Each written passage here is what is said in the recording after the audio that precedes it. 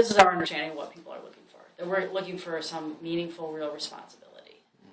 The kinds of folks who are attracted to work with Take Action tend to care about systemic change. They tend to understand that charitable solutions are not actually the ones that are going to change the world. They don't have a lot of time. They want to spend their time in a way that is going to make a difference. We move people to want to invest in themselves and see this as a place for their own growth. And that's kind of the first step. When someone comes to Take Action, they usually want to help. And they want to help the cause, or they want to help a specific organizer, or they want to help. And like the first job of our staff is to move people to a self perspective that they want to grow. They want to use this organization for their own development. Because then people will do a lot more, and they'll take a lot more responsibility for building the organization and building the campaign that they're working on. They'll take risks, and that's kind of what we all need to do. We need to take risks. And so figuring out how to move people to take risks is like job one of any organizer. Whether it's doing a public speaking role, or writing a letter to the editor, or learning to do a one-to-one visit. Almost everything you do in organizing is about taking risks. And then the next thing that happens for people is they move to a place of wanting to actually build power, of understanding the relationship that making a change is not just about them showing up and doing tasks on a regular basis, but it's them involving other people in work and raising money for the work. As people get involved in the organization, they hear pretty early on that that if they want to really change a system, they have to learn to build a team. They've got to learn to organize other people and organize money and ask people to do stuff and ask people to give money. And sometimes people are giving money as an investment in that person going to a training, for example, or a conference. Sometimes that money is given to the organization at large to keep the lights on and keep things running. People are expected to, or are trained to take that level of responsibility for their values, because that's what it is. Like, nothing happens outside of an organization. People create organizations because that's how we get things done together. And it's a lot of work to create an organization, and it's really a lot of work to create a power organization.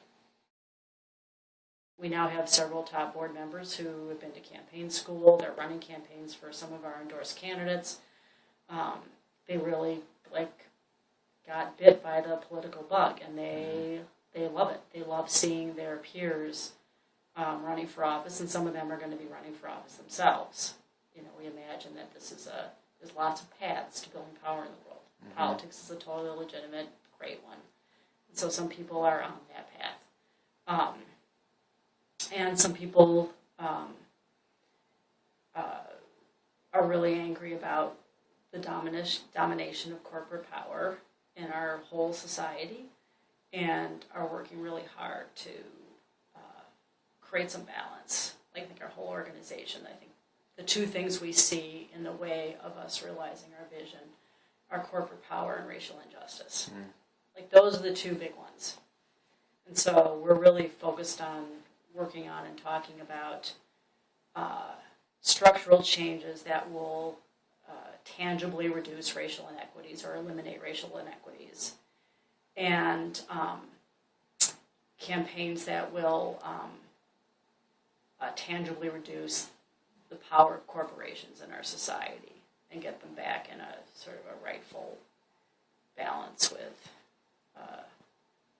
community, collectivism, labor unions, the good of the 99%.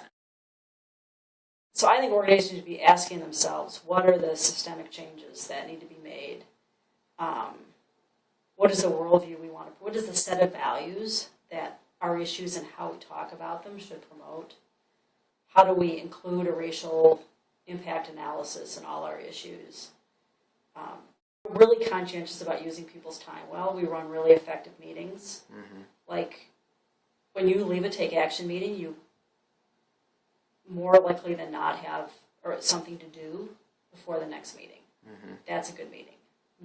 Work doesn't get done in meetings. Meetings launch work. Mm-hmm. We're really clear about that. And so you'll be coming to effective meetings. You'll have a clear role and set of responsibilities. There'll be an ongoing effort to make sure those roles and responsibilities are actually contributing to making change and that you can see how that's happening. Because we've got a super good core of top leaders, like people who take a ton of responsibility, who get a lot of training and investment, who talk to an organizer on a weekly basis, who come to a meeting or something on a weekly basis and do work in between. People who put a lot into this organization. There's a whole layer of people who can't in their lives put that level of time in but want to do something. Mm-hmm. We have been struggling with how do we get to scale? Like, how do we engage that layer of people?